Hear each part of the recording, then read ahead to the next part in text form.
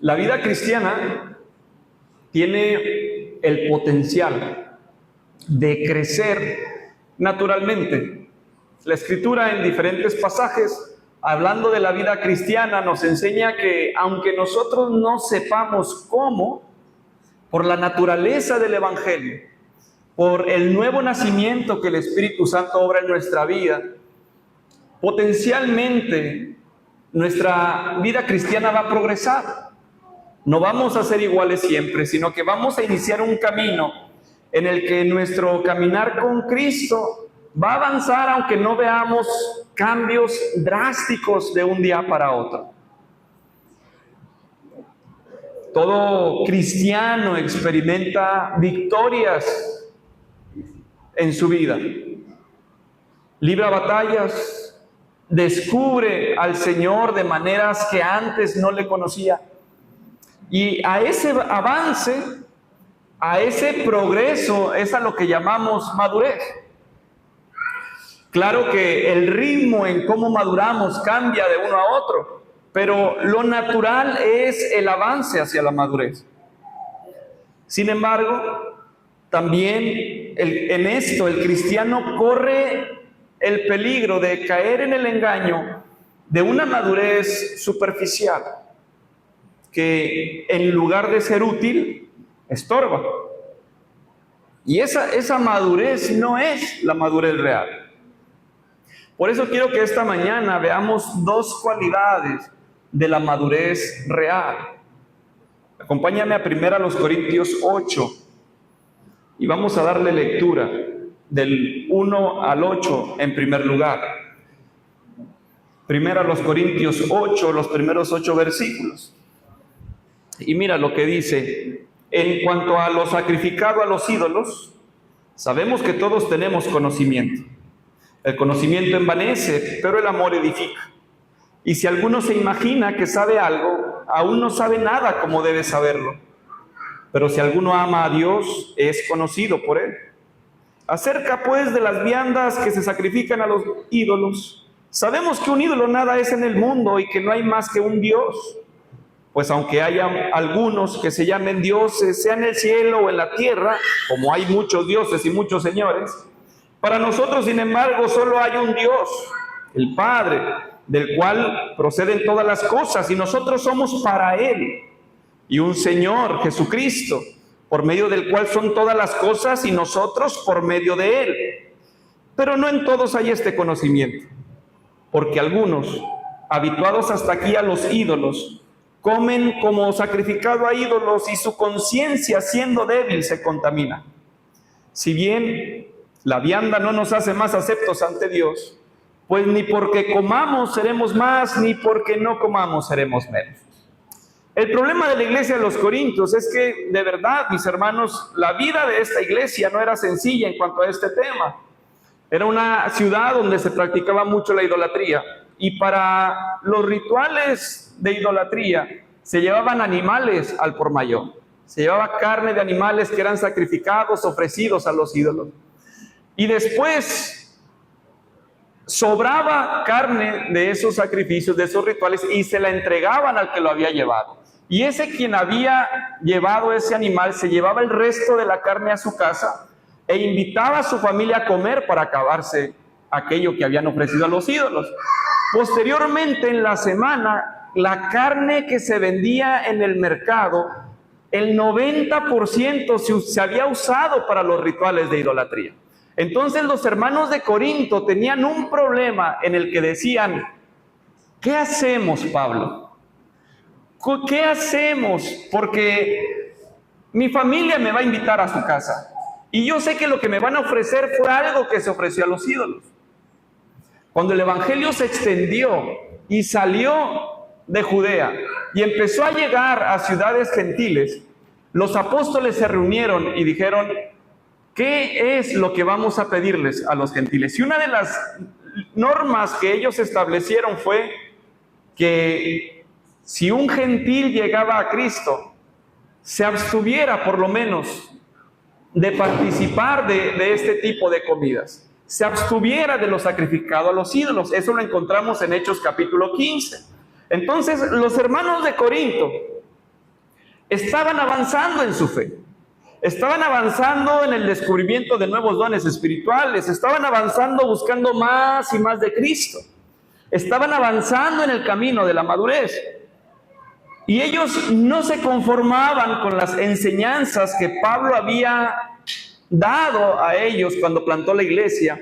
Y es por eso que le escriben una carta para tratar de moldear su vida de acuerdo a las expectativas que el Evangelio planteaba. Y este era un asunto importante para ellos. El tema que les inquietaba era si podían comer carne que había sido sacrificada a los ídolos. Por un lado, estaban los maduros, que los maduros decían: los ídolos no son nada. Los ídolos no tienen poder, solamente hay un Dios, solamente hay un Señor que es Jesucristo. Entonces no me va a afectar a mi vida cristiana, no me va a afectar a mi salvación que yo coma de ellos. Si ellos lo usaron, esa carne para los ídolos, yo no tengo problema en comer, mi conciencia no me acusa. Pero del otro lado estaban los débiles que decían: no, es que yo vengo de ese ambiente, yo sé lo que pasa con esa carne, y yo creo que deshonro a Cristo cuando como eso. Yo creo que deshonro la nueva naturaleza que Cristo me ha dado, y mi conciencia se daña al comer con eso. Los débiles basaban su conducta siguiendo su conciencia. Y es por eso que se da el fenómeno en la iglesia de Corinto de los maduros estaban apelando al conocimiento que tenían, pero al mismo tiempo estaban menospreciando y estaban siendo un riesgo para los débiles. Es por eso que el argumento de todo el capítulo 8 de Primera a los Corintios, vemos el consejo de Pablo. Pero este capítulo es una argumentación de Pablo dada a los que se consideran más fuertes. Los consejos que Pablo da aquí son para los maduros, no son para los débiles. Si nosotros leemos el capítulo completo, el capítulo 8, no hay instrucciones para los débiles, solamente para los maduros. Y es por eso que de lo primero que Pablo les habla es que la madurez real va a priorizar la humildad. Mira, los primeros 3 versículos, cuando les dice: el conocimiento envanece, pero el amor edifica. Es cierto que tienen conocimiento, es cierto que el conocimiento de la verdad les lleva a discernir sabiamente, y eso es algo que hace un maduro, conocer la verdad y usar la verdad en su discernimiento práctico. Pero dice, el conocimiento, esta madurez que has adquirido, puede ser un peligro. Les recuerda Pablo que es cierto, el conocimiento es útil, el conocimiento nos va a llevar a la verdad, el descubrimiento de Cristo va a hacer que procedamos de una manera de acuerdo a lo que Él espera de nosotros. Pero Pablo argumenta 3 verdades que van más allá del conocimiento que decían tener. Si podemos notar en el versículo 1, les dice que la finalidad del conocimiento es edificar a la iglesia. Cuando les dice el conocimiento envanece, pero el amor edifica. Es decir, la iglesia necesita conocimiento, pero la iglesia va a funcionar mejor si lo que prioriza es este amor, si deja de dejarse llevar por un conocimiento vanidoso que le lleva a menospreciar al que no sabe. La segunda verdad es que todo conocimiento es limitado, y eso lo vemos en el versículo 2, cuando dice: si alguno se imagina que sabe algo, aún no sabe nada como debe saberlo. De tal manera que es cierto, el conocimiento es útil, pero todo conocimiento está limitado. Aun cuando nos consideremos expertos en un área, no vamos a lograr dominar todo lo que esa área implica. Aun y cuando conozcamos a la perfección la doctrina, no llegamos a dominar plenamente esa doctrina. De tal manera que encontramos entonces en el versículo 3 otra verdad acerca del conocimiento. Y dice en el versículo 3 que lo que más importa es que seamos conocidos por Dios. Si alguno ama a Dios, es conocido por Él. Es decir, cuando vemos a nuestro alrededor a los hermanos, es cierto que no todos conocemos a Dios por igual, pero lo que sí es cierto es que Dios nos conoce a todos por igual. Y ese es el conocimiento que importa. ¿Cómo Dios me conoce a mí? ¿Cómo Dios lo conoce a usted? Más allá de qué tanto yo conozco a Dios y qué tanto usted conoce a Dios. El problema es que cuando perdemos de vista eso, adquirimos un conocimiento vanidoso que no nos permite vivir con humildad como hermanos en Cristo. Cuando lo que nos une es que Dios nos conoce a todos por igual. Lo mismo sucede cuando avanzamos, por ejemplo, en el versículo 4 al 6 y aún en el versículo 8, encontramos cómo la idea que tenían antes de los ídolos no se comparaba con la realidad que habían descubierto al conocer a Cristo. Y esa es la teoría que tenían. La teoría que tenían era Corintios 8, 4 al 6 y Corintios 8, 8. Cuando les dice, los ídolos nada son, hay gente que a cualquier cosa lo hace su Señor, a cualquier cosa lo hace su ídolo, pero nosotros sabemos que solamente hay un Dios, que solamente hay un Señor. También sabemos que lo que comamos no nos acerca más a Dios, ni lo que no comamos no nos aleja más de Dios, porque la aceptación de Dios no depende de lo que comemos o dejamos de comer. Esa es la teoría que los maduros de Corinto sostenían. Es así que podemos descubrir que la madurez real de la vida cristiana no se trata únicamente de tener bien comprendida la doctrina correcta. No se trata solamente de que seamos excelentes alumnos. No se trata de que nuestro cerebro sea una supercomputadora de almacenar datos. Ciertamente eso va a aportar a nuestra madurez, pero la madurez real no se trata de ese conocimiento, sino se trata que sepamos complementar lo que vamos descubriendo con la verdad que importa. Lo que importa es que seamos conocidos por Dios. Es así que al comprender la finalidad del conocimiento cristiano, no podemos ser víctimas del envanecimiento, sino que procedemos con humildad. Cuando tú veas a un maduro orgulloso, cuando tú veas a un cristiano que menosprecia a otros cristianos que no están a su nivel de madurez como él considera, esa no es madurez real. Así no se ve la madurez cristiana. Si queremos madurez real, si queremos madurez verdadera, madurez que se refleja en humildad, debemos preguntar cómo este conocimiento que he adquirido sirve para ayudar a otros. Esto era lo que se habían olvidado nuestros hermanos de Corinto. Habían adquirido un conocimiento para provecho personal. Sin embargo, la iglesia estaba siendo lastimada. Es así, cuando nosotros entendemos que el conocimiento nos debe llevar a practicar un amor que edifica a otros,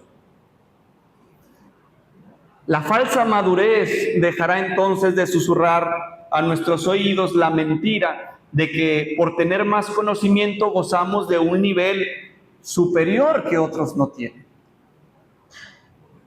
La madurez real nos debe llevar entonces a recordar que delante de Dios seguimos teniendo el mismo valor sin importar quién sabe más, sin importar quién se esfuerza más, sin importar quién tiene la Biblia más desgastada, sin importar si trajo su Biblia o si trajo su celular para leer la Biblia. Delante de Dios no importa quién tiene más inteligencia o quién acumula más discernimiento. Y por tanto no debería importar a tus ojos tampoco. No debería importarte que otros conozcan menos que tú para que los ames. No debería importarte que otros no dominen la Biblia como tú para que edifiques su vida. No debería importarte que otros no aporten a tu vida el conocimiento que esperas, sino lo que importa es que los ames y que tú edifiques su vida. Si en lugar de priorizar la humildad, estás creciendo en vanidad, probablemente te estás pasando de maduro. Y si te pasas de maduro, te vas a echar a perder. Pero mira lo que dice 1 Corintios 9 al 13. La madurez real prioriza la humildad, pero en segundo lugar prioriza la hermandad. 1 Corintios 9 al 13 dice: pero miren que esta libertad vuestra no venga a ser tropezadero para los débiles. ¿A quién le está hablando? A los maduros. Pero miren que esa libertad suya, o ese derecho, se puede interpretar también o traducir, ese derecho suyo no venga a ser tropezadero para los débiles. Porque si alguno te ve a ti que tienes conocimiento, sentado a la mesa en un lugar de ídolos, la conciencia de aquel que es débil ¿no será estimulada a comer de lo sacrificado a los ídolos? Y por el conocimiento tuyo se perderá el hermano débil por quien Cristo murió. De esta manera, pues, pecando contra los hermanos e hiriendo su débil conciencia, contra Cristo pecáis. ¿A quién le dice eso? A los maduros. Por lo cual, si la comida le es a mi hermano ocasión de caer, no comeré carne jamás para no poner tropiezo en mi hermano. La madurez real prioriza la hermandad. En el versículo 9 vemos esta advertencia que le lanza a los maduros. Tengan cuidado. Ciertamente, mis hermanos, la madurez cristiana se ve reflejada en cómo usamos la libertad que Cristo nos ha dado. Ahorita cantábamos, no libres, el Señor nos hizo libres. Pero eso no significa una libertad ilimitada en la cual yo puedo vivir como se me dé la gana, sino es una libertad que está limitada por el amor de mi hermano. Hay algo que la madurez o los hermanos de Corinto debían mantener vigilante. Y no solo es su libertad, sino deberían vigilar su libertad, deberían vigilar el uso de sus derechos al vigilar el progreso de los demás hermanos. Aunque tenían el conocimiento apropiado, hay un solo Señor, hay un solo Dios. Nada de lo que comamos nos va a acercar más o nos va a alejar de Dios. El conocimiento correcto lo tenían. Tenían la doctrina correcta, ya la habían asimilado, pero eso no significaba que podían conducir su vida a como su conciencia les permitiera. La madurez, entonces, les recuerda Pablo, debería evitar dañar el avance espiritual de otros creyentes. Eso es priorizar la hermandad. Poner por encima de mis intereses al prójimo, a mi hermano. Una consecuencia de la libertad cristiana mal manejada por parte de la iglesia de los Corintios era que el otro creyente, el débil, el que sí tenía un cargo de conciencia por sus acciones, al ser envuelto en prácticas que dañaban su fidelidad a Cristo, se iba a apartar de la fe. Cuando les dice, si alguno te ve a ti que tienes conocimiento haciendo lo que él no hace, él va a decir, entonces yo también puedo hacerlo, pero lo va a hacer a costa de su conciencia. Y eso es, ¿cómo lo vas a perjudicar? Por el conocimiento tuyo se perderá el hermano débil, porque lo empezará haciendo por imitación, sin el conocimiento que tú tienes. Y al paso del tiempo no va a discernir entre lo que puede y no puede hacer, entre lo que daña su conciencia y lo que no la compromete. Entonces, Pablo les dice, de esta manera pues, pecando contra los hermanos e hiriendo su débil conciencia, contra Cristo pecáis. Se supone que un maduro no querría eso. Un maduro no querría corromper su relación con Cristo, pero no se daba cuenta que al corromper su relación con el cuerpo de Cristo era por tanto un pecado directo contra Cristo mismo. Es por eso que Pablo define su determinación de manera tan tajante. Él dice, si la comida le es a mi hermano ocasión de caer, no comeré carne jamás para no poner tropiezo a mi hermano.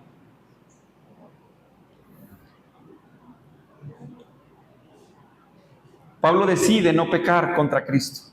Pablo decide no poner tropiezo. Pablo decide no dañar con sus convicciones la fe del hermano. Pablo decide limitar su propia libertad por el bien de la esencia de la hermandad. ¿Y sabe algo? Eso es lo que hace la madurez real.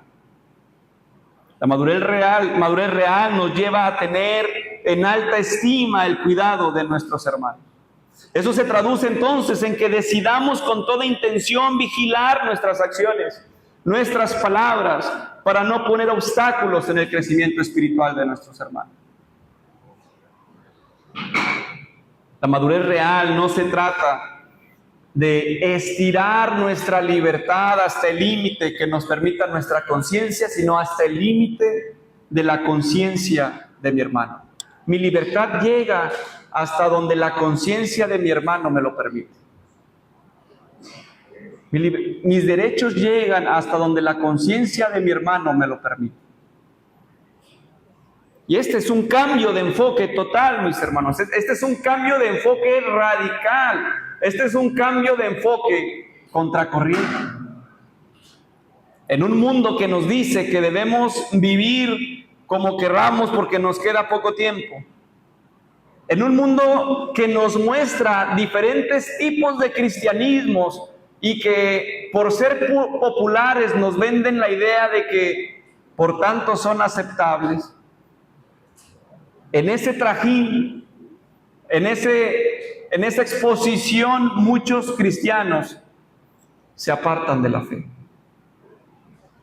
Basta con ver cómo se comportan los cristianos que se dedican al medio artístico.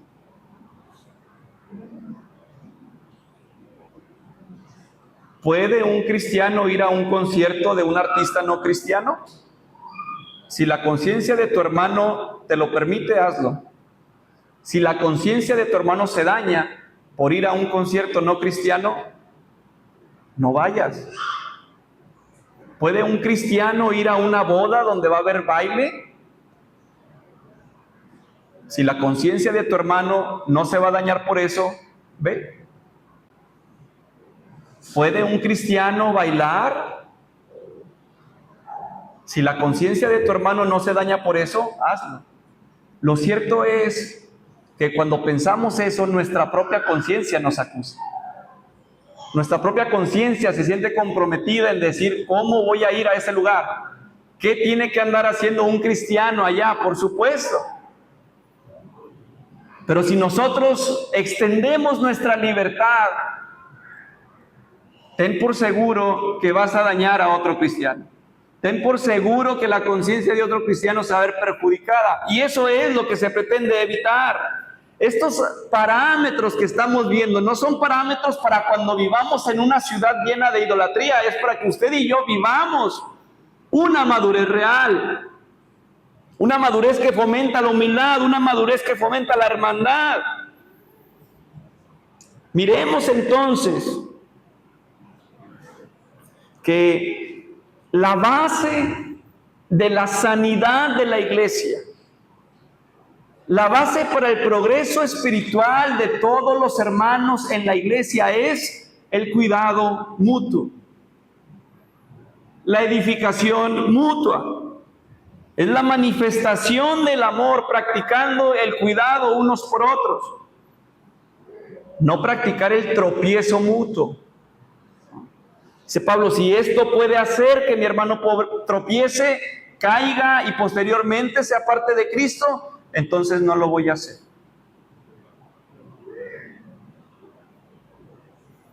Miremos a nuestro alrededor y reconozcamos entonces que es mejor mostrar que de verdad hemos madurado.